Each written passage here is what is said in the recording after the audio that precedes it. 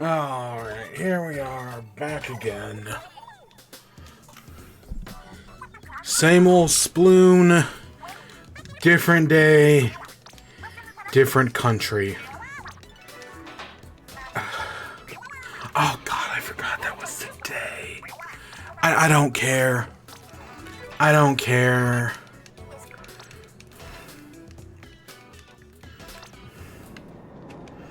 I mean, I'm glad they're still doing them, but I don't care. I don't care.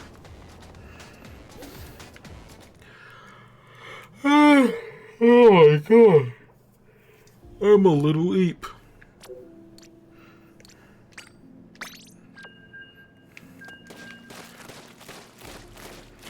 So, tonight, there's the thing, we'll talk about it here in a second. Video game news-wise, which I'll find a way to tie it back to. It's just some Nintendo stuff this week. There's 3 Nintendo stories, because Nintendo held their annual shareholders meeting. So we got Switch sales numbers for some stuff. We got some updates on the Switch 2. Not much. Obviously, they didn't reveal the console. And then we got some Palworld stuff, which came out earlier today. And we got a very light WIBE. I mean, we'll still somehow go for like an hour and a half. But that's it. You know, I don't really have anything special to talk about. And we're not going to dwell on the big one. What is the big one? It was the election. And, you know, I was trying to think back, like, because, well, we have not been doing this show long enough to cover the 2016 election. Right? I've only been streaming since the tail end of 2017. So we did not cover the 2016 election. At least I don't think so. Not that I can remember. I was trying to think, what did we say about the 2020 election? Because honestly, the only thing I remember doing on stream about the 2020 election was we visited Joe Biden's island in Animal Crossing. That was like the one thing I remember doing. Other than that, I can't remember us talking about the election. I know it was a bummer the next day, right? Because Trump had claimed victory while they were still in the middle of counting votes, and yeah, it wasn't looking pretty. And then over the week, you know, things slowly shifted until eventually, you know, it was announced that Biden won. And, like, yeah, could I have gone back and actually looked at, like, what I was saying at the time? Did I even say anything at the time? I have no fucking idea. I don't know. I'm sure I did. I know we streamed on January 6th. I just don't remember if I streamed before or after the thing happened. You know, before or after Trump tried to, you know, overthrow the government and failed. So yeah, the election did happen. You know, going into it that night, I was like, you know what? I know all the polls are saying it's close. And yeah, it is close, but I think Harris is going to take it. You know, Trump's got so much bad blood, you know, rapist, felon, fascist. There's no way there's no way he loses. Or he wins, I mean. I was just like, yeah, it's close. Turns out it was never close. Because, you know, after the 2016 election, I was like, I will never trust polls again. And that's kind of how I was like, I'll never trust polls again. Even in the election this year, I was like, yeah, you know, I know all the polls are saying it's close. But, you know, I don't really trust the polls. But when I was saying I didn't trust the polls this year, there was a part of me that hoped that because the polls do a really bad job at reflecting the youth vote, they were actually underestimating how good Harris was doing, and, you know, not by much, like maybe 3% at most. But I thought, you know, things were actually better for her. Turns out, nope, it's the exact same thing that happened in 2016. Right, the polls were just completely inaccurate. Trump was even though this election, you know, claimed things were a lot closer. Right, Trump was actually being way underperformed, right, was being he was doing way worse than he actually was. Of course, you know, over the next few days, weeks, months, we're going to have a bunch of people who get blamed. People are going to write their think pieces as to why it happened. so on and so forth. We're going to get a lot. But the only people I really blame are Joe Biden and Kamala Harris. They're the ones who fucked up. Them and every other person in the Democratic Party who they hired, who they basically just ran Hillary's campaign again. Like, the fact that the results of this election are basically the same as the results of the 2016 election. Yeah, they just ran Hillary's campaign again. They did the exact same thing, they made the exact same mistakes, and it had the exact same results. Because, yeah, like, could we blame, Gen Z didn't come out to vote this time? Right? Could I blame the fact that, Americans just look at Donald Trump's fascism and, one, don't know what that means, and two, are actually okay with fascism?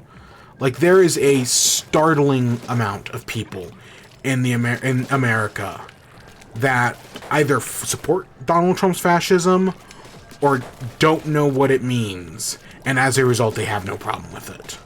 Right? Like, I remember after the 2016 election, there were people who said, like, not everyone who supported Donald Trump is, racist and homophobic and xenophobic and so on and so forth.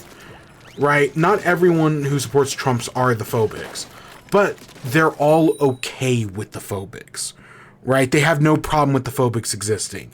And some people will say that that makes them phobic. I think there's a little bit more nuance than that, but not much. And it's kind of the same thing here. Not everyone who supported Donald Trump in this election is a fascist, but they are all okay with fascism existing in their country. And it's fucked, man. It's so fucked. And it was just I started off election night, Donald Trump was ahead, no big deal, right? The red mirage, it's happened before. It's exactly how Joe Biden's 2020 election played out. I wasn't too worried, but like an hour after the numbers started getting reported, and my stomach just sank. I was like, oh my gosh, this actually isn't getting any better. And there was parts of me that held out hope, but it just kept getting worse and worse as the night went on. And so, unlike the 2020 election that took days to call, to, get all the votes in, I was in no way surprised when this one got called at 2 a.m. At least, 2 a.m. local time. Alright, I think Fox News was the first one to call it at 2. That in no way surprised me. Because, yeah, no, it was kind of like, it was an even split, and then as time went on, it was just more and more obvious that no, Donald Trump is winning this election. And yeah, no, I blame the Democrats. They basically just ran as Republicans. They spent too much time trying to court Republicans' votes with people like, Dick and Liz Cheney. They spent too much time, they didn't change any of their policies. Like, yes, we were all mad at Biden because he was too old to run for president. They then literally got Kamala Harris, who was younger, but they didn't fix any of the other problems. They literally just got a younger candidate who was literally Joe Biden in every single way other than age. And that was a big fuck up. Like, I remember when Kamala Harris took, the nomination, at least, when they were talking about it, in that period between Joe Biden dropping out and the debate in late June, right? There were all these talks about like, oh yeah, Kamala Harris is actually really disappointed with how Biden has handled Gaza, right? If she's looking into running, she'll probably be, more supportive of Palestine, bring an end to the conflict, an end to the genocide. And then when she actually got the nomination, no, she just did the same thing. She literally didn't change Joe Biden's stance at all. She did no left-leaning policies, just the same neoliberal bullshit that Joe Biden was doing. Like, of course you didn't inspire people to go vote. You did the exact same shit people have been fed up with. And like, yeah, do the Democrats have a better plan for the economy than Donald Trump? Yeah, but when you just say, hey, we're gonna do better at the economy, we've got a plan, unlike Trump's concepts of a plan, that doesn't actually get people to go out and vote, especially when they look outside and they see grocery prices being expensive. Is Trump going to make those prices way more expensive? Of course he is. But, you know, reality is whatever he wants it to be. So if Trump says he's going to make them cheaper, he's not, by the way, but if Trump says he's going to make them cheaper, they'll just believe him, because reality is whatever Trump wants it to be. Whereas, they look outside and they see the Democrats, and even though the Democrats are making them cheaper, they won't notice that. Right? We're kind of basically locked in the cycle of Republicans destroy the economy. They elect a Democrat as president, who then has to deal with that destroyed economy. And then within a few years, right when the next election happens, because, you know, they inherited a destroyed economy from the Republicans, and they're in the process of fixing it, the Democrats get voted out for Republicans, who then, you know, they inherit a fixed economy from the Democrats that they then destroy by the time the next Democrat takes office. We're literally in a cycle of Republicans destroy the economy and don't take any of the blame for it, while Democrats fix the economy and get all the blame for the previous destroyed economy. It's just a fucking cycle, man. It is just a cycle at this point. And that's, I don't know, that's the rest of our lives, potentially. I don't know. I'd like to hope it gets better. I'd like to hope the Democrats learn their lesson from this and start actually doing, you know, leftist policies that people actually want, that people would be willing to vote for. But who knows? That's what I was hoping was going to happen after 2016. And that's not what happened. Instead, they kept the same people around who made the same decisions, who, you know, just completely fucked up everything. Like, the people who ran Hillary Clinton's failed campaign in 2016, should not still be around in 2024 to run Kamala Harris's failed campaign. Right? The fact that it's years later, no, they should not be around. And, you know, one of the trends I've seen come out in the past few days is that some people just have to learn a lesson the hard way. That, right, if Kamala, right, she failed, and now there's a lot of people who elected Trump who's going to destroy the economy, and the people who elected Trump just have to learn the lesson that they fucked up the hard way.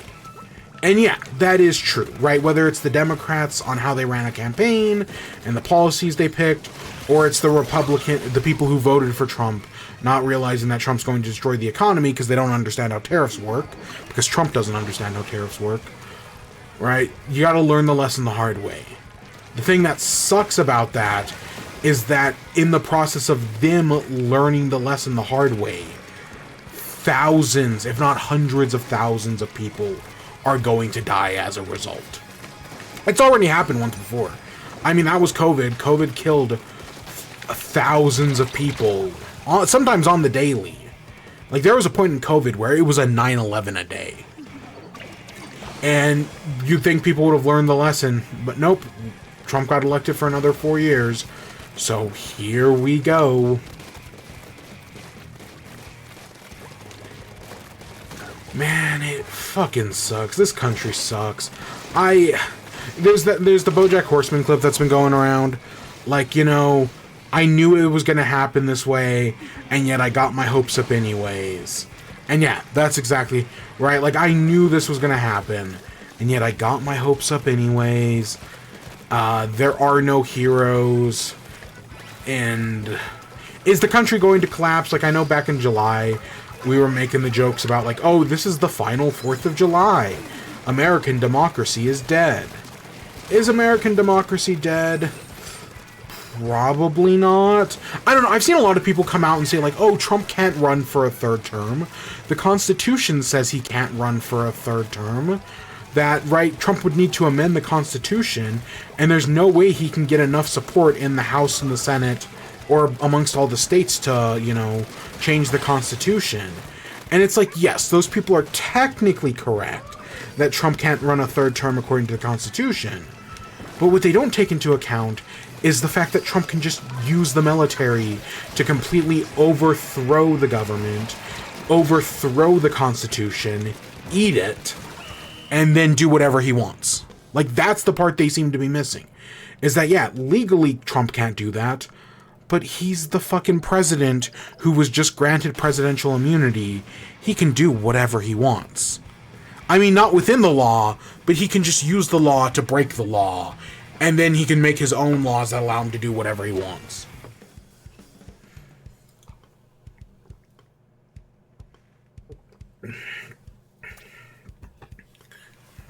But no, it's going to be a bad time for a lot of people. That's the thing. Is that this is a lesson that needs to be learned, but sadly a lot of people are going to die in the process. A lot of women, right, who should be able to get an abortion, you know, whether it be rape or, you know, infant death or, fetus death or any other, what's the, ectopic pregnancy, is that the one? Tubal pregnancy, is that another one? Right, that where it's something that, you know, you need an abortion or else it'll kill the mother. But, you know, doctors are too afraid to do it. Right? Hundreds of people are going to die. Like, there was just a case earlier this week of a woman dying here in Texas over this. And it's going to keep happening. It's going to keep happening. Who knows what... I mean, Trump's going to pick the next 2 Supreme Court judges, because 2 of them are set to retire. And he's going to be the president, and he's going to pick whoever he wants. So, yeah, the Supreme Court is basically fucked forever. At least for the next, 50 years. Because Trump will have picked, 5 judges? Because they screwed Obama out of the 1. And then I think he picked 3 while he was in office. Because, you know, the same thing that they screwed over Obama on, they speed ran Trump through. Because American democracy is completely fucked. You know, it only exists to uphold slavery in many cases. The Supreme Court being one of those cases, where it exists purely to uphold slavery. And yeah, that's going to get a lot of people killed. Yeah. It's going to you know, there's a part of me that's like, you know what, we did 4 years of Trump. It's going to be bad, right? But we survived 4 years. But the next 4 years are going to be fucking worse. They're going to be so much worse. And it's going to suck. It's going to suck. So how can I relate? So this is a video game podcast, not an election podcast. So once we stop talking about the election, we're going to move on. So how do I relate this back to video games? Simply put, the one thing I am going to say, Trump's tariff plan, it's one of the things it specifically targets is electronics. So things like the PS5, the Xbox, the Nintendo Switch 2, under Trump's tariff plan, those are all going to cost more money. Because, right, Trump is charging those companies extra money to, you know, bring their goods into the U.S., so that's going to cost these companies more money. And as a result, right, Trump's tariff plan is going to completely fuck over the video game industry. Is this going to be the thing that collapses the video game industry? No, not at all. But, when the Nintendo Switch 2 gets announced next year, I will in no way be surprised if it's $50 to $100 more than we expected, and if that price isn't directly related to Trump's tariffs. Because, we've already been hearing stories about companies that are stocking up on extra goods before January 20th next year, so that way when the tariffs go into effect, they'll have a surplus, and that way they won't have to import more. Because tariffs just don't work. Nope, Republicans don't understand tariffs.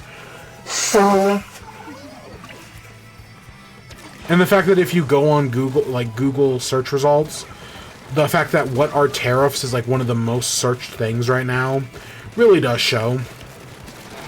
Because, I mean, Trump himself doesn't understand how they work. Because of course he doesn't. It's gonna fucking suck. Everything sucks. Yeah, that's how this is relevant to video games. Everything's gonna go up in price. We're probably gonna see an increased shift to more digital games, because, you know, copies of physical copies cost more than digital copies do. So we might see that change. I know, right? One of the good things Biden actually did, because Biden, up until the Gaza thing about a year ago, a little more than that, Biden was actually doing pretty good as president. I'm not going to say he was doing the best, but he was doing pretty decent.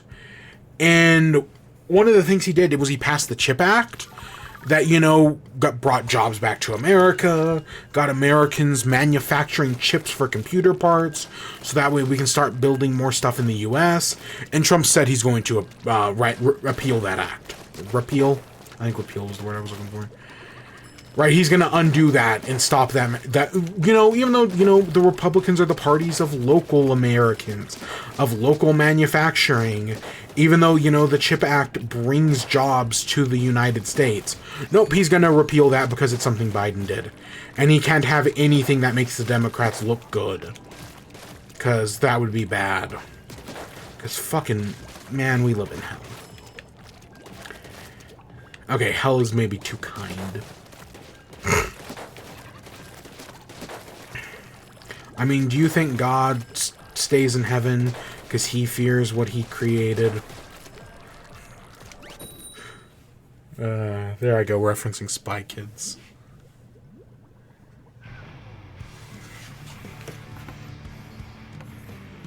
Okay, let's move on. Can we get away from politics, please? So we got some, you know, Nintendo stories. The first one is Nintendo held their annual investors meeting. So we got two stories from this. Now, the big hope was that the Nintendo Switch 2, the successor to the Nintendo Switch, as Nintendo calls it, the big hope was that it was going to be revealed before the investors meeting, and that just didn't happen, sadly. Because I'm ready for the speculation to be over. Just show us the thing and let us move on. But no, that's not what happened. We have at least another 2 months of speculation at the minimum. Because, you know, I was October gang. We talked about it last week. I was October gang. I really wanted the Switch 2 to be revealed in October. And it just didn't happen. So, right, it was October, whatever I said last week, whatever I titled the episode. And it sucked, because now we know we're not getting it until next year, so we've at least got another 2 months speculation. But before we actually get into that, I want to talk about Switch sales figures, before we get to, the one piece of Switch news. So, we know the Switch is currently at 146 million units sold. That's pretty good. Again, the best-selling consoles of all time, the Nintendo DS and the PlayStation 2, are at, I think, 150 and 155, respectively. So, you know, that's 4 million away from beating the DS. And basically 10 million away from beating the PS2.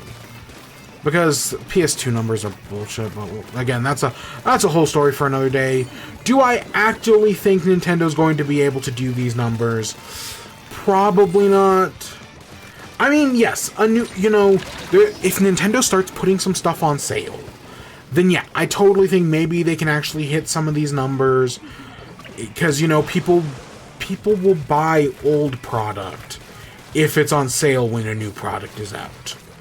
Right, that happens if they keep the Switch on the market for a while, for at least a year into the Switch 2's lifespan. So if basically, you know, the Switch starts going off the market around this time next year, I think the Switch might be able to at least beat the DS. I don't know about I don't know if it can sell another 10 million units, but I totally think it could pass the DS.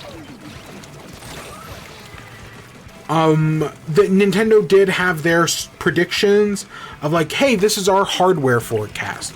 This is how many we think we're going to sell in the physical year. And their previous forecast was at 13.5 million, which honestly seemed very ambitious. They did adjust it, but they literally only adjusted it by about 1 million. So their current hardware forecast is 12.5 million. Do I still think that's a little overestimating things? Especially because we do see across the board that Switch numbers are falling, that games sold on the Nintendo Switch, people aren't buying as many anymore. Yes, is the holiday season coming up, and are people going to buy a lot of Switches during the holiday season? Also, yes. So we've got all that coming up, and, you know, we've got all that to worry about. Yeah, for the moment, you know, adjusting it by 1 million, we'll see. And I think that covers from March of this year to March of last year, or to March of next year, I mean. That's a full... Because physical years are weird. Like, they don't... Like, normal years, they don't start in January. For some reason, physical years start in March. Why? I have no idea. I'm sure there's a logical explanation somewheres. I bet it has something to do with agriculture. You know, that wouldn't surprise me at all, but I don't actually know. So we got some actual sales figures for some of the recent games that released. The Legend of Zelda Echoes of Wisdom sold 2.58 million units. And I don't remember when these exact dates cut off. But, you know, it's so far 2.58. That's, you know, I mean, that's a few million. That's... Is it anywhere as close to, like, where some of the other Zelda games are performing? Probably not. Because, again, Switch sales numbers just kind of seem to be down across the board. But of all the games we're going to talk about, this is, like, the best performing one. Paper Mario The Thousand Year Door has sold 1.94 million units. That's... I want to say that's comparable to what the original game sold on, like, throughout the entire GameCube's lifespan. There's some sort of parallel between the original Paper Mario and the new one, or the original Thousand Year Door. I don't know how comparable, but there's definitely something there. I do wish this number was higher, because I want to say, like, Origami King has sold a lot more. I don't know, give me a second. Paper Mario Origami King.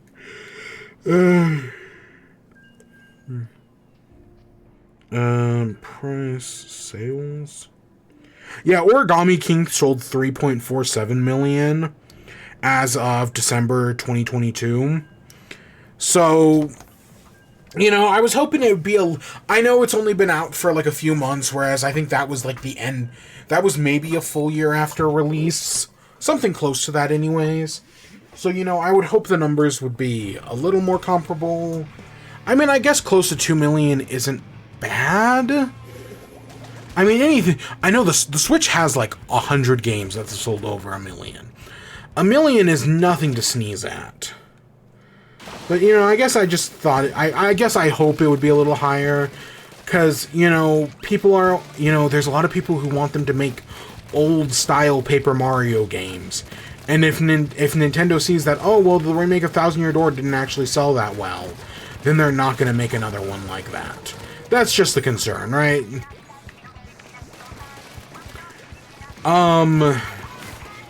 What's another one? Oh, Luigi's Mansion 2 sold 1.57 million. Also doesn't seem that great. I mean, again, just in comparison to some of the things the Switch have done. Like, it's still over 1 million, yes, but I guarantee you, Luigi's Mansion 3 probably sold, like, triple that amount. Because Luigi's Mansion 3, I want to say, did pretty well. So this, right, what does this say for the remake? I don't know. It's a very weird remake.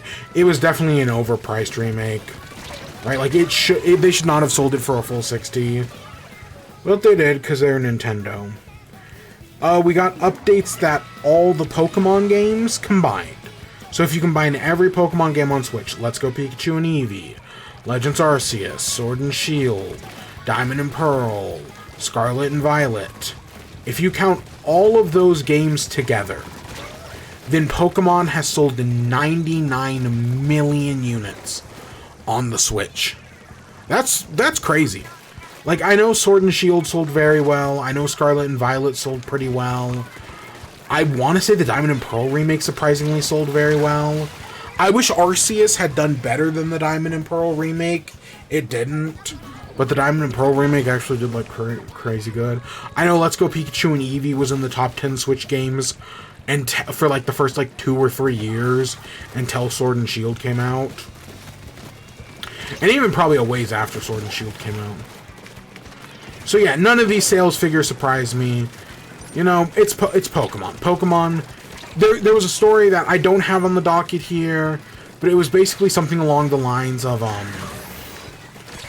Pokemon, the Pokemon TCG Pocket game, you know, the new Pokemon trading card game that just came out, is making the Pokemon Company $3 million a day. So every day that app has been in function, the Pokemon Company has made $3 million. And yeah, I believe it. I haven't spent any money on it, right? I refuse to spend money on it, but I totally get why it's made that much money. Oh my god. Pokemon still is a powerhouse that makes a lot of money. Sure, is it ever going to be back at Pokemon Go levels that, you know, the year Pokemon Go launched? No. Well, maybe. I don't know. I mean, how many... $3 million a day... Or, okay, 3 million...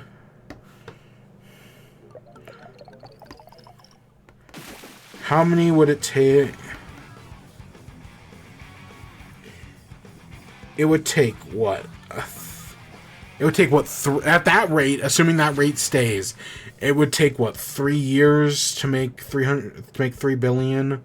Whereas Pokemon Go, what does it do after 365?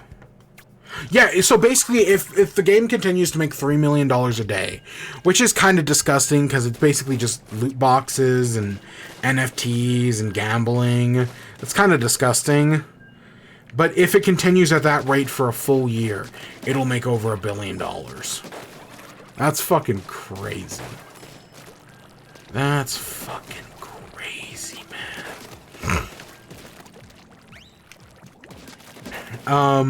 So yeah. There were a few other pieces of information we got from this. They talked about, like, strengthening development. They talked about how old series are doing very well on Switch compared to, you know, previous generations. The 4 they highlighted were Pikmin, right? Pikmin prior, like Pikmin on the Wii U and 3DS, only sold like 1.78 million, whereas on the Switch it sold over 7 million. Kirby on the Wii U and 3DS only sold 5 million, where on the Switch it has sold 15 million. Metroid sold less than 1 million at 980,000, and on the Switch it sold almost 5 million. It's like 1,000 under 1 million, or maybe 10,000. And meanwhile, Xenoblade sold 1.4 million, and on the Switch it sold over 7.17 million. Those are good numbers. And honestly, these 4 franchises, yeah, they've been gaining a lot of traction on the Switch. They've been gaining a lot of popularity. I mean, someone pointed out, we talked about Xenoblade Chronicles last week, but someone pointed out that Xenoblade Chronicles and Pikmin are the 2 series in an exclusive club where you can play every one of their games on the Switch. They are the only 2 series that work like that. Every mainline. I mean, I guess Hey Pikmin's kind of the one exception there. And then there's Xenogears and Xenosaga, which we're not going to talk about. But, right, you can play Xenoblade Chronicles 1, 2, and 3, and now Xenoblade Chronicles X on the Switch, and you can play Pikmin's 1 through 4 on the Switch. Right? They're the only series that work like that. Because, like, even other, like, Metroid, you can play most Metroid games, but you can't play Other M. Which, yes, that counts. You can... Oh, and yeah, you can't play Prime 2 or 3. You can play most Mario games. They don't have Mario Galaxy 2. Yep. I think that's the only mainline Mario game missing. I guess New Super Mario Bros. DS and Wii. Yeah, those actually do technically. I don't know, the New Super Mario Bros. Games are always so samey that it's like you play one, you kind of play them all.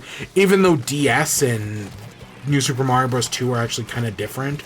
Wii and Wii U are the exact same fucking game. Like, yeah, they have differences. They're very minor.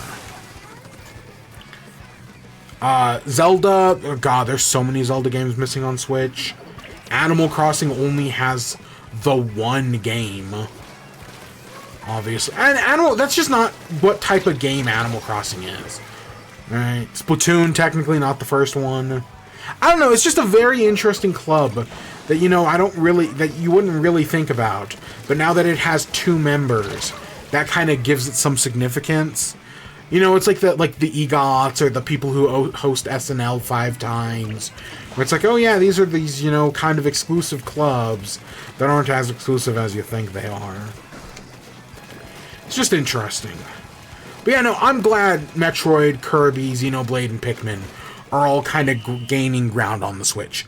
Do I think they'll ever be as big as Mario or Zelda? By the way, Zelda wasn't that big either.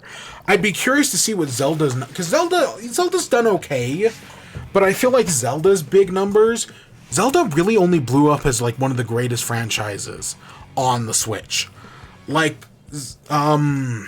Zelda has always been critically acclaimed. But when it comes to actual sales and popularity... No, that's actually a more recent development. Right? I'm not going to say that's entirely a Switch thing, but it definitely is like a more recent development. Mario's always done well. Animal Crossing, you know, does pretty well. Pokemon's fucking Cocoa Bananas, obviously. And then Splatoon's the new franchise. Splatoon is the new kid. But they get a lot of credit because they do really well, so yeah. There were a few other things in here. But of course, the other big story we got from this investors meeting was... let me see if I can find the exact tweet. Here it is. So this comes from Nintendo Co. Ltd. Japanese Nintendo. This is Furukawa. At today's corporate management policy briefing, we announced that the Nintendo Switch software will also be playable on the successor to the Nintendo Switch. Nintendo Switch Online will be available on the successor to the Nintendo Switch as well. Further information about the successor to the Nintendo Switch, including its compatibility with Nintendo Switch, will be announced at a later date. So basically what that means is that the Nintendo Switch 2 is backwards compatible. There's been a lot of speculation about whether or not the Switch 2 is going to be backwards compatible. You know, because I've known people in the past who have said if your console isn't backwards compatible, there's no real reason to buy it, especially within the first, year when it doesn't have a library of games to play. But the fact that the Switch 2 is going to be backwards compatible with the Switch, that's a big deal. That's, because, people are going to buy the Switch 2 knowing that, hey, all the Switch games I currently have, my entire backlog, I can now play on Switch 2. Some games, Breath of the Wild, Tears of the Kingdom, hopefully Pokemon, are going to get updates, which that's a good thing. But yeah, that's kind of a big deal. Backwards compatibility, it's something we've speculated. It's something that we've wanted. It's been rumored for a while, but to actually get confirmation of it, that's important. It did, it's funny because so all the sales numbers that we just talked about were revealed on Monday night, and this backwards compatibility thing was revealed the next night, right? Tuesday night, same night as the election. And so between those 2 days, it's funny because Nintendo's share price dropped 5% after the sales figures were announced, because it always drops whenever sales figures are announced. That's just kind of how it is nowadays.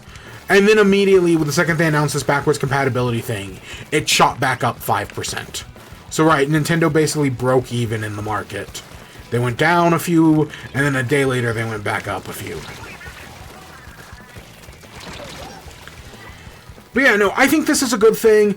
The way they talk about how Nintendo Switch Online is going to continue, because one of the things that I could totally see Nintendo doing, not because it makes sense, but because it doesn't make any sense, and Nintendo loves to not make sense, is that I could have seen them restarting Nintendo Switch Online, basically they're launching a brand new system that, has never, kind of like what they did with the Switch, kind of like what they did with the Wii U. There's a lot of predecessors that'd be like, yeah, Nintendo would just start re-releasing their virtual console as if they never have before. And the hope is that, you know, with the Switch 2, all these virtual console games, you know, all the bullshit they've been doing with, like, Nintendo Music, where it only launches with, like, 20 games, even though it should launch with, like, 200. Yeah, hopefully we're not going to have that problem. That really is the hope, that, you know, the full library of classic Nintendo games is going to be backwards compatible on the Nintendo Switch. You know, so people who want to play, if you want to buy a new Nintendo console and just play Super Mario 64 on it on launch day, you will be able to do that. In theory. Is that actually how it's going to work out? God, who knows. But that's kind of the hope. That, right, besides for everything being backwards compatible, right, you won't have to rebuild your classic games libraries.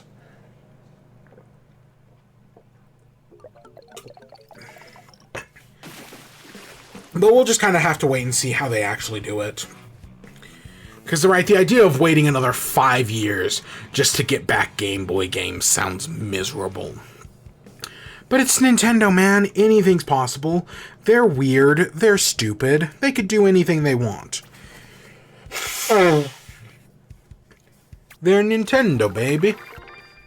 Oh, 2 level ups at once. Oh, we're almost at the funny number. We're actually really close. But yeah, no, the Switch 2, it's just a good thing to know that it's backwards compatible. Right? Just kind of squash those rumors, knowing that it's backwards compatible. That's a good thing. I'm glad we now know that. Right? I now know people who will buy the Switch 2 at launch just because it's backwards compatible. Right? That's actually, like, I know some people who are like that, who would not have bought the thing at launch if it wasn't backwards compatible. But now that it is, they'll have less hesitation. Not that it really matters at the end of the day. Again, I think of the old song, the Schoolhouse Rock, Never Buy a Console at Launch. And, like, yeah, it's right. Never buy a console at launch. Or Apple product. Man, I fucking hate Apple, but that's a story for another day. Anything else with this backwards compatible news? They did talk about how, right, because Nintendo had said that they will reveal the Switch 2 by the end of fiscal year 2024. The end of fiscal year 2024 is in March of 2025. So that Nintendo did confirm that yes, they still plan to keep to that schedule. So we will know what the Switch 2 is by March of 2025. It could be in January or February, or they could wait until, I think, March 21st is the end of the fiscal year. It's something like that. I don't remember the exact numbers. It's Nintendo. If they reveal it in January, cool. I could totally see them waiting till February. Nintendo's done a lot of February stuff. I do fully expect, like, a Nintendo Switch 2 February Direct.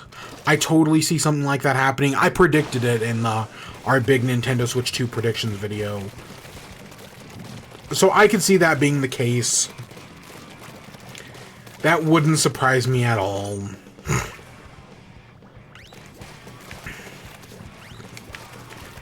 But yeah, I hope it's sooner rather than later. Not because I actually, like, desperately need to see the thing, but because I'm done with the speculation, man. I just want you to show it, so that way we can move on. I mean, I do hope that it releases by the end of June. Like, now that October Gang is dead, I hope the thing gets revealed in, like, January or February, and releases by June. Like, that's the hope. Because if it releases in the fall of next year, like if it releases in like October of next year, that's gonna suck. I mean, again, there's the Trump tariff thing, which is gonna be awful. But it sucks. It's like because again, there were all the rumors, and I know, right? Every rumor could be total bullshit. But all the rumors say that the thing was supposed to come out in October of this year and got delayed until spring of next year. Actually, there might have been a delay before that even. But the idea of the Switch 2 not coming out until October of next year, that sucks. I mean, again, so far we only know Nintendo's schedule for March. They could sit us down any day now. They could literally just post some tweets on Twitter, kind of like what they did with Xenoblade last week, and be like, yeah, you know, here's every game releasing on the Nintendo Switch until June. Right? Like, they could just fully fill out the release calendar. That's something Nintendo can totally just, any random day, decide that, hey, that's what we're going to do today. I know what we're going to do today. Hey, Ferb, I know what we're going to do today. We're getting new episodes of Phineas and Ferb, aren't we? Yeah, they're bringing that back. I really hope they do something different. I hope it's not just, hey, it's Phineas and Ferb again. Like, I know a lot of people are like, hey, they should be, like, over their college break.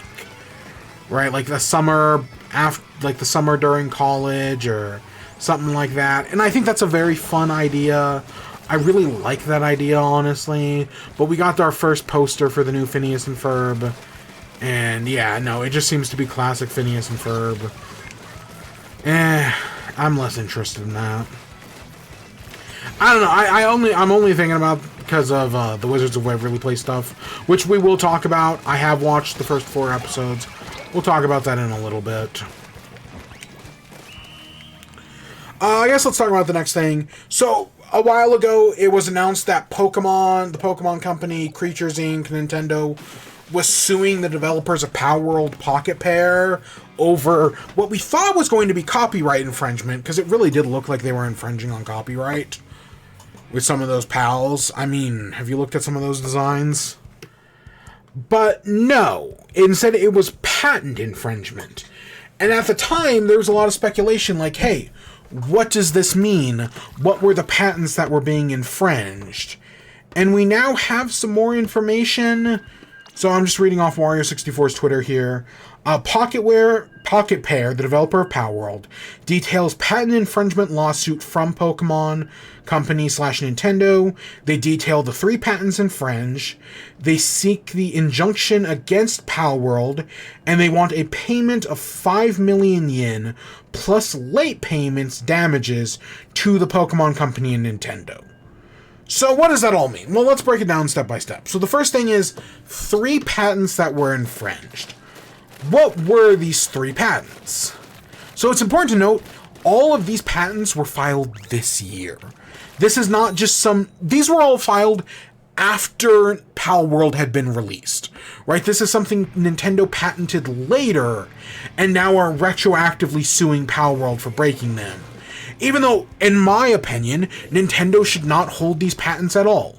I am actually 100% against patents in the video game industry. I mean, I always shit on Warner Brothers for patenting the Nemesis system in the Shadow of Mordor, Shadow of War games.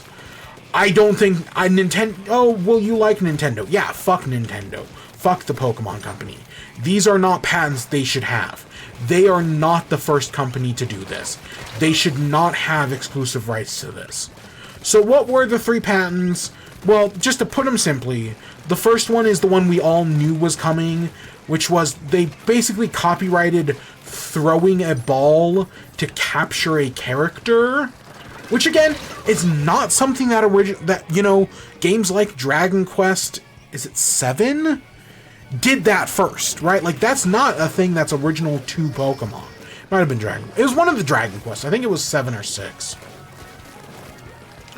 Right? Like, and there's probably examples before that one. Right? Nintendo should not exclusively own this mechanic. I think this patent is bullshit. The second one is all about their aiming system. Right? The second patent is all about how you aim the Pokeball, when you throw it. It has something to do with that. Any more specific than that, I don't really know. Again, I'm not an expert in patent law. People are going to come over this with a fine-tooth comb and know exactly what this means. But this one has something to do with the aiming system. And the third one is all about writing characters. Because, in games like Legends Arceus and Pokemon Let's Go Pikachu and Eevee, as well as others, of course, you're able to ride Pokemon. And in Palworld, you're able to do the exact same thing. You're able to ride pals. And basically, right, Nintendo's claiming that, oh yes, we have a copyright over riding capturable characters. Again, they are not the first company to have done this. This patent is bullshit. They should not have this patent. Fuck the patent, man. So yeah, so that's the 3 patents that Nintendo's claiming they infringed upon. And yeah, I do not think Nintendo should have any of these patents. I think the video game industry as a whole is worse based on the fact that Nintendo does currently have these patents. That sucks. It fucking sucks. I hope Nintendo loses this lawsuit. They probably won't, because, you know, this is a Japanese lawsuit, and Nintendo has never lost a lawsuit in Japan. So they're probably going to win this. Or they'll settle outside of court. But man, fuck Nintendo. This sucks. Video game mechanics should not be able to be patented. I mean, I already have very liberal feelings about copyright. You better believe I have a lot more extreme feelings about patents. Because fuck patents, man. They just make video games worse. Being able to patent mechanics in video games make video games as a whole worse. So what about the money? So right there, they want 5 million yen, plus late payments damages to the Pokemon company. So basically, since Pokemon has had these patents, they want money from then until now, plus 5 million yen. So what exactly does that equal? Well, it'll basically surmount to about, in USD, it'll amount to around $32,000. Which, in the grand scheme of these massive multi-million-dollar companies, it's actually not that much. I mean, admittedly, I don't know how liquid Pocket Pair actually is. Because, you know, their game was very popular for a certain time period. But I have no idea how much money they actually made.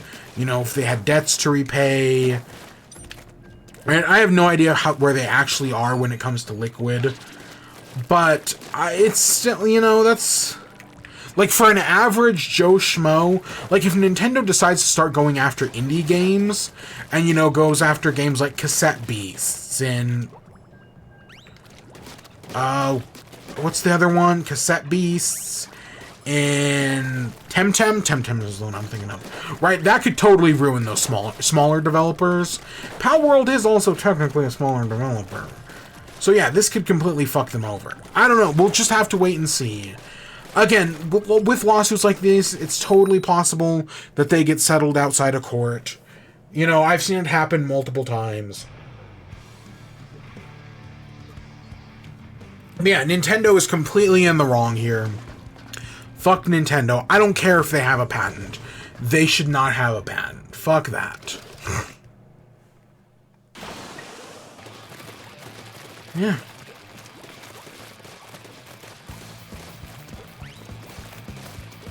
Oh my god. So what have I been doing? What have I been enjoying? So since we're talking about Pokemon, I have been checking out that Pokemon Pocket TCG. We talked about it last week. I compared it to cocaine. Guess what? It's still cocaine. My stance on that has not changed. I refuse to spend money on it, but it's given me 2 free hits a day, and I take those 2 free hits gladly. I did get my first rare, like, illustration card. I got the where it's like, hey, it has, like, the special, like, animation. I got the Mewtwo one.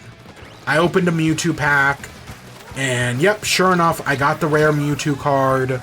And it did the whole animation where you see it, like, zoom in, go through the building. And yeah, it's neat, I guess. I mean, I guess I can now be toxic in battles with a Mewtwo. So I got that going for me, which is nice. Can I be honest? I don't actually really care about battling. Like, the battling aspect of Pokemon Pocket TCG actually does very little to entice me. I never, as a kid, I didn't really battle Pokemon cards. Me and my mates just, you know, we collected them, we traded them. We didn't really understand the rules of the Pokemon game. You know, because we didn't play the Pokemon trading card game on Game Boy. We didn't have that as a kid. We didn't really know the rules, so we just made them up. So yeah, I don't actually... Like, I'm sure I could figure it out, you know, with an adult brain that does adult stuff. But I don't actually really care. I'm just in it for the collecting. You know, taking my 2 free hits a day, slowly building up my collection. It's you know, it hits right in the dopamine. And that's nice. Yeah, because, yeah, we didn't play Pokemon. We played Yu-Gi-Oh! Man, you collected Pokemon cards, but you played Yu-Gi-Oh! And I was okay at Yu-Gi-Oh! I wasn't great, but I had a Toon World deck that was okay. It wasn't actually that great because, you know, Toon World costs 1,000 life points. But, you know, I had all the Toon cards. It was fun. I was a gimmick player. What can I say? I had other decks, obviously, but that's the one I mainly remember. That's like the only Yu-Gi-Oh card that I know. Like, I could tell you right now exactly where my copy of Toon World is. That card is damaged to hell. Like, it's not, like, I don't know if that card's worth anything, but my copy definitely isn't. Like, if I were to get it PSA graded, it'd probably get like a 3. That card has been damaged because it was used. It was abused. But man, did I love it. Yeah, so I've been playing that. You know, I got a few other small things. I think I'm like level 6 in the game. But yeah, I'm mostly just at it for collecting. I don't know, I learned that Dragonite actually isn't that good in the battles. And that kind of sucks. Because I wanted Dragonite to be good, because I have the full Dratini Dragonite line. Like, those were some of like the first cards I got. And man, I was so disappointed to find out they're garbage. That sucks. So I've been doing that. Have I played anything else this week? No, honestly, I've been busy with work. I've been so fucking tired. I was going to play something. Not the new... I know the new Mario and Luigi came out. Yeah, I know IGN gave it a 5 out of 10. That, you know, everybody seemingly disagrees with. I don't have time for it. You know, I have other Mario RPGs I need to play. Maybe I'll pick that one up after I beat those. So yeah, I haven't touched that. I haven't... what game did I'm hearing everyone talk about web fishing, and while I don't really care for, like, the chat room aspect, I do like the idea of, like, a good fishing game. That sounds like it could be a lot of fun.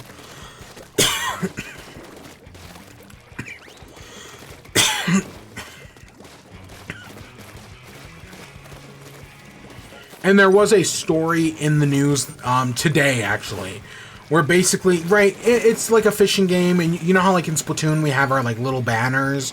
Like, mine's a Salty Octarian. Oh, you can't see him in the screen. Right, you have your cute little banners. Well, you can create, I guess in this web fishing game, you can create your own little cute banners. And there's, like, ones that are, like, gay, lesbian, bisexual, trans, non-binary. Right, so they have all the typical ones. But I guess someone on some forum got mad. I want to say it was Steam, the Steam forums. Got mad that there wasn't, like, a straight one for, you know, straight people. So in the update that came out today, the developers added a straight banner, but made it one of the most expensive items in the game. And I love that it's not just straight, but it's straight in question marks. That's exactly what I'd want it to be. You know, give them the option, but, you know, make it expensive, because, you know, because these people are too fucking stupid to realize that straight is the default. Right? They think that, oh, well, you know, we've got to have our own thing, straight pride. Even though, you want to, I think I've talked about this before. Straight pride is dumb, and definitely rooted in homophobia. But the straight pride flag being just black and white as an inversion of the gay pride flag, I actually think is really clever. Like, it's like a super genius, like, revolutionary thing. No, not at all. But I think it's neat. But again, straight pride is definitely rooted in homophobia, so, you know, let's not go any farther than that. Oh, one last thing on the election. Maine had their, so Maine they're one of the Bonnie blue flags, right? One of those generic blue flags. But they put up for a vote in the election to get a new flag, which is actually their old flag, but you know, their old flag wasn't a Bonnie blue. So I was all aboard it. It failed. It did fail. Maine did not get a new flag, which again was just their old flag. I'm not a big vexology guy, but you know, I just think it's neat. I just think it's neat. What can I say?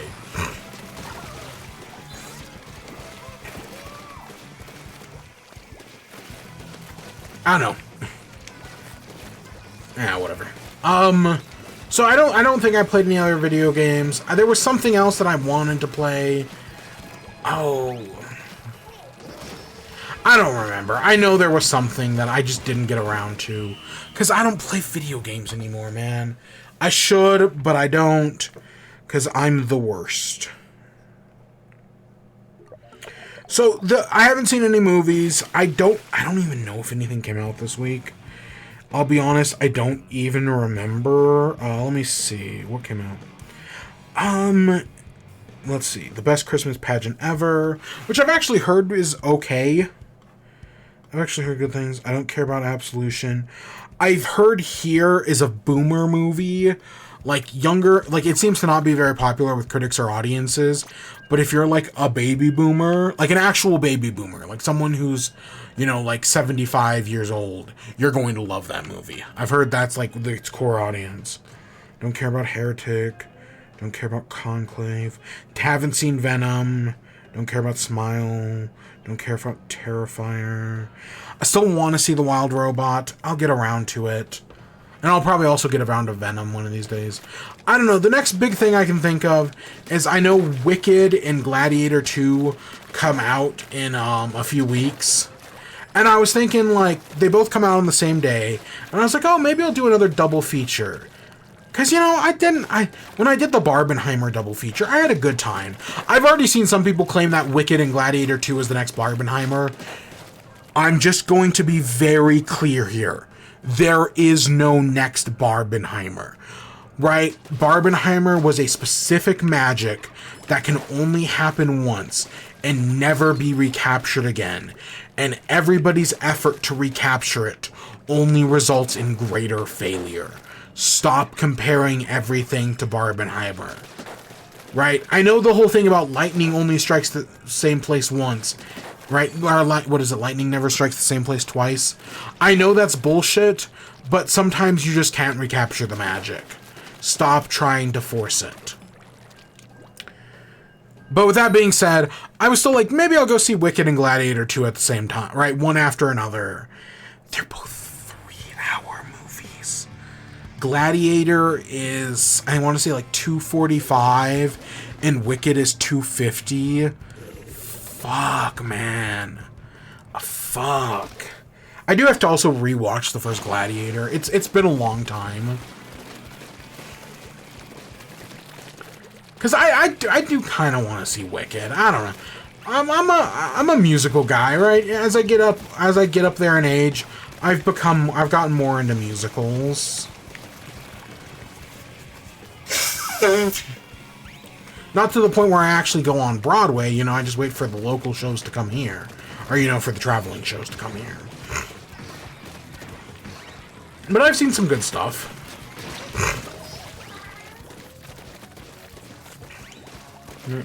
I'm seeing 6 later this year. Or, well, it's early next year, actually. But I'm finally seeing 6, and I'm excited about that. I hope it's fun.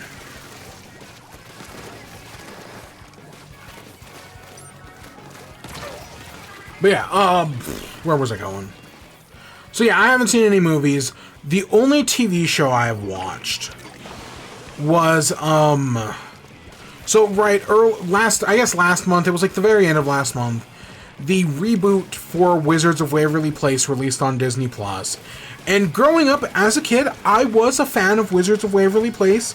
I do remember watching it. You know, I remember the events. I remember the vampires, the werewolves. I don't really remember the angels. Like, I know there was a thing about, like, dark angels or whatever. I don't really remember it. But, you know, I was a fan of that show. Did it have some weird episodes? Of course it did. It was a Disney show in the 2000s.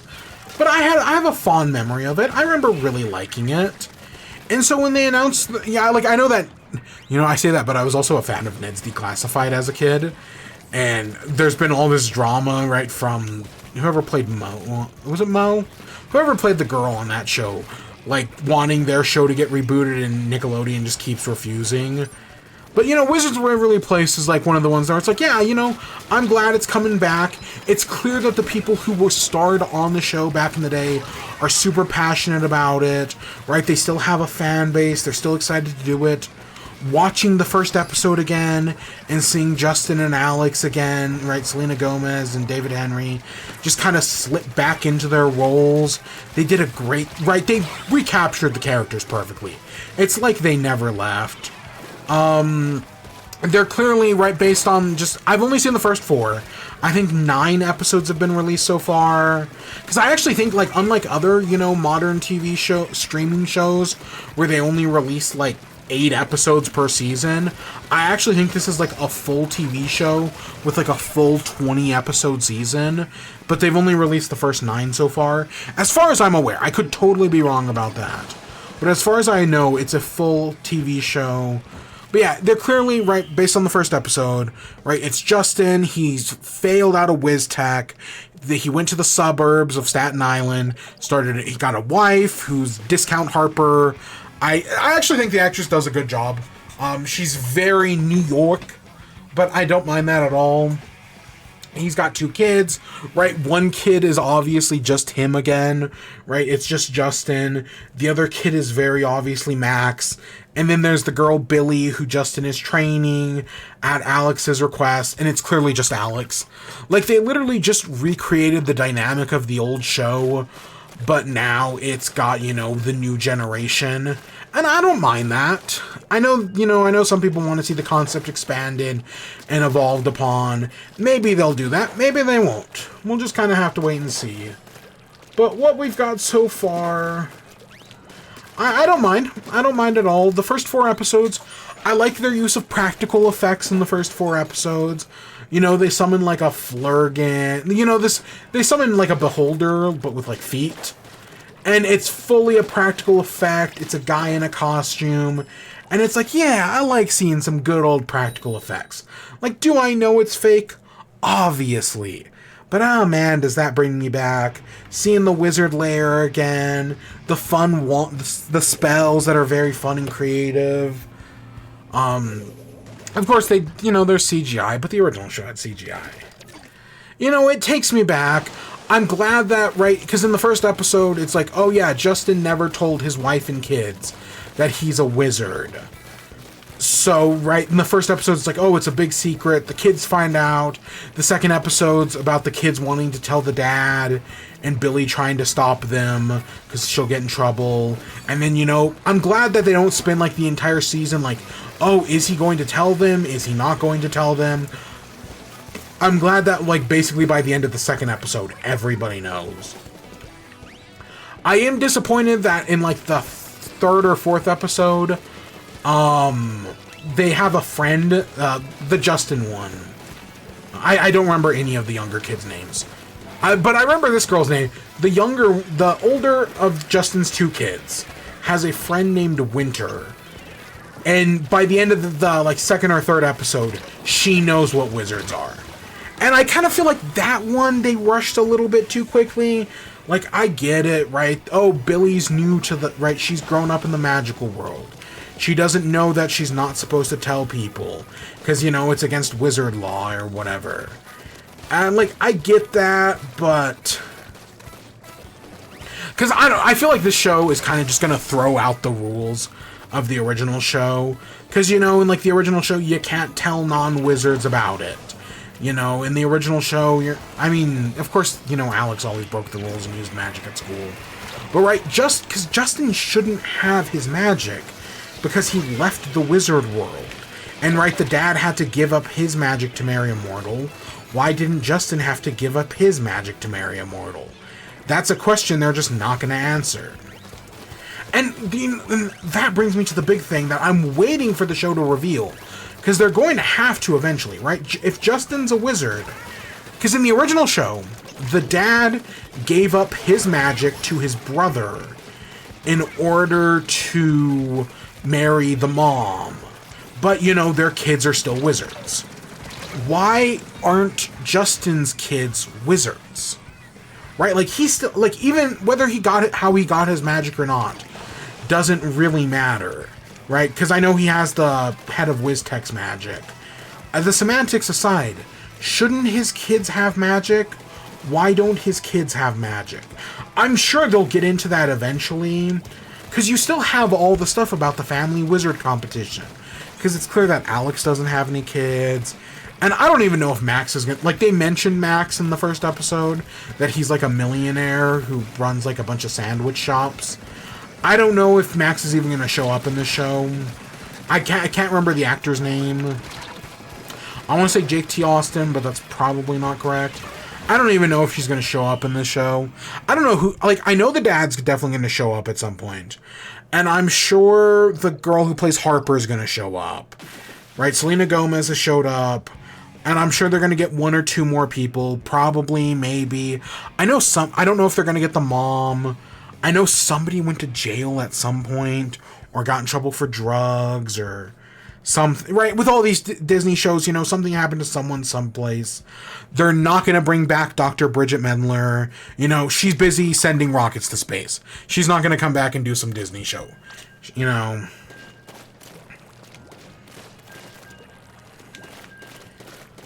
So I don't expect any of that. But, you know, 4 episodes in, I think it's fine. You know, I enjoyed it.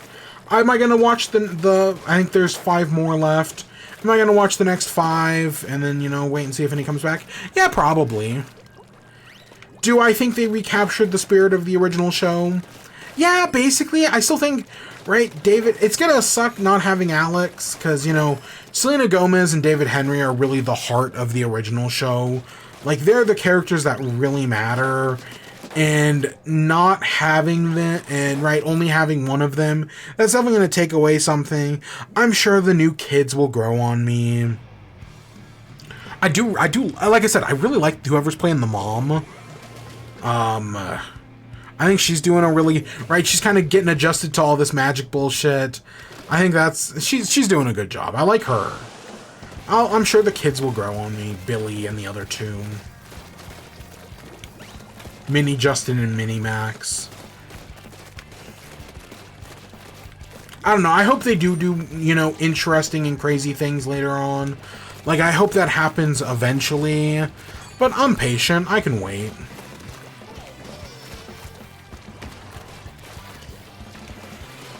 As long as we don't get, like, a pimple episode, I'll be fine. I do not need a repeat of the pimple episode. Thank you very much. Anything else I gotta say on it?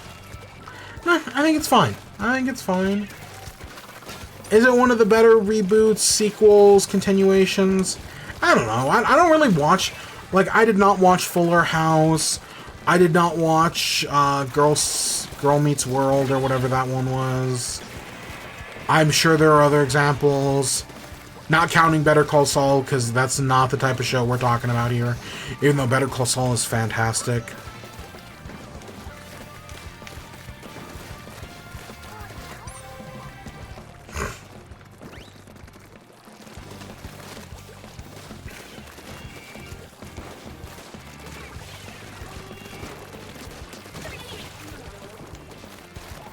Anything else I gotta say?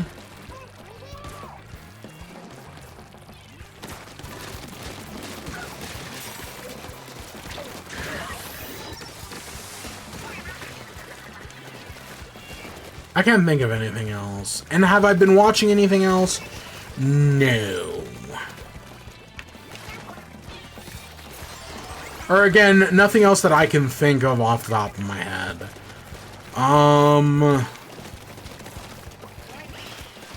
Oh, I rewatched both Spider-Verse movies. they're still both very good. I know right now the third one's in development hell. They basically had to restart it. I don't know if they kicked off both Lord and Miller. They definitely kicked out one of them. I have no idea if that third movie's gonna come together. I hope it does. Because, yeah, the first two Spider-Verse movies are very good. I really enjoyed both of them. And man, I hope they can stick the landing with the third one. I don't know if we'll get anything else. But man, those first two are so good.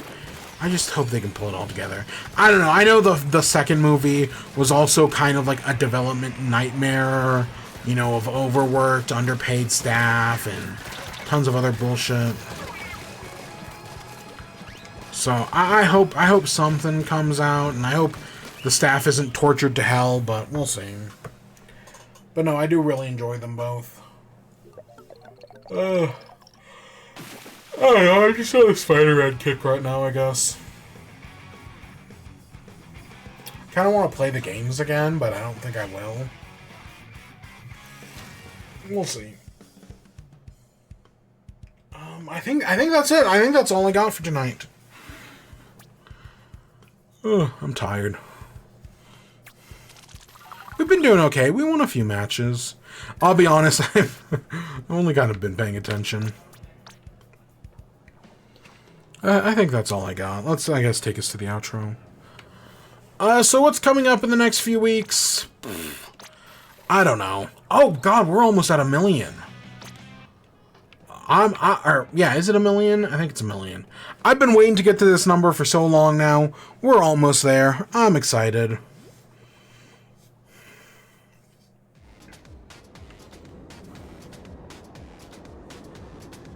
Yeah, we're almost at 1 million. That'd be cool. I know, the Splatoon lobby, I know, has been very political this week, right? Because, you know, the Splatoon community is very pro-LGBTQ, you know, pro-human rights. I'm assuming that's trans rights or human rights. Right, they're usually a very positive, right? Trans rights or human rights is a very positive thing. But this past week, things have kind of gone crazy, right? People want them to take their politics out of a video game that is literally about the dangers of global warming. You know, the thing that Trump doesn't believe in, and that Project 2025 wants to eliminate all, you know, safeguards against. Yeah. Yeah, nothing political here. Do I have all three pieces of... I swear that should have unlocked something. Do I just have all three pieces of that gear set?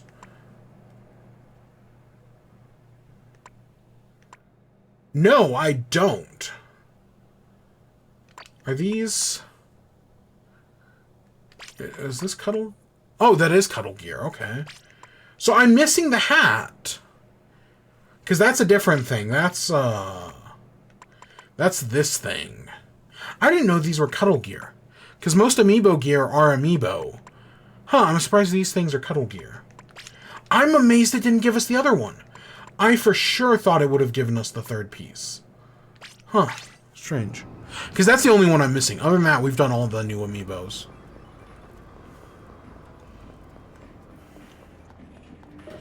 So what's coming up here in the near future?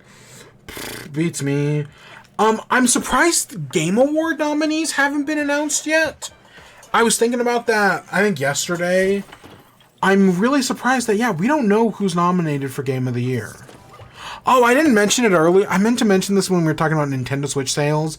And I was like, oh yeah, Luigi's Mansion only sold like 1.5 million. We also got sales numbers for Astrobot. Astrobot has sold 1.5 million units, which is lower than I thought it would be. Like, Astrobot's is one of the most critically acclaimed games of the year. I would have assumed that game was doing so much better. 1.5 seemed... I mean, that's still good, but that seemed kind of low in comparison. I need to go do some of those speedrunning levels.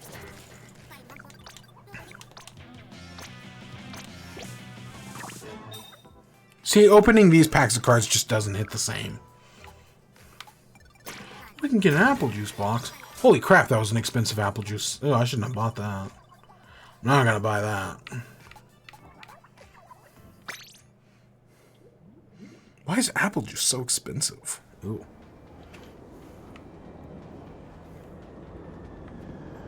But yeah, no, I'm kind of... I was like, you know, why hasn't the Game Awards stuff been revealed? Like, I would have assumed that would have been, like, right around now. But it's not. So I'm sure they'll be revealed in, like, the next, like, 2 weeks. I just thought it would have been, you know, this week. You know, usually... I swear it's usually early November. But I guess not. I don't know, we'll do Game Awards predictions when they happen. And, I actually do... We're here to support. I know, normally I'm busy on the night of the Game Awards. For the past, like, 3 Game Awards.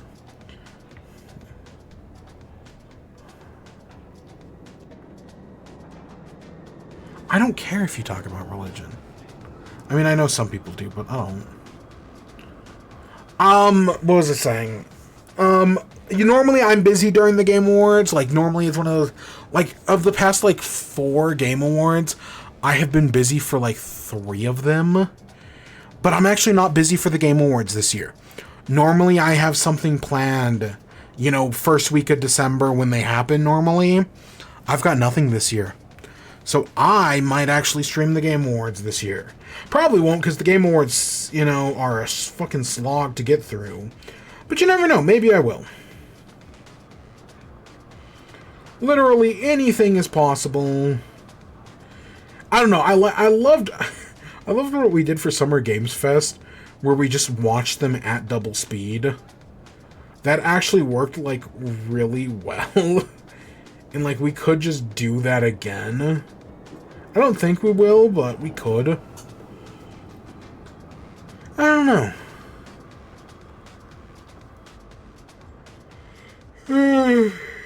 Oh my gosh.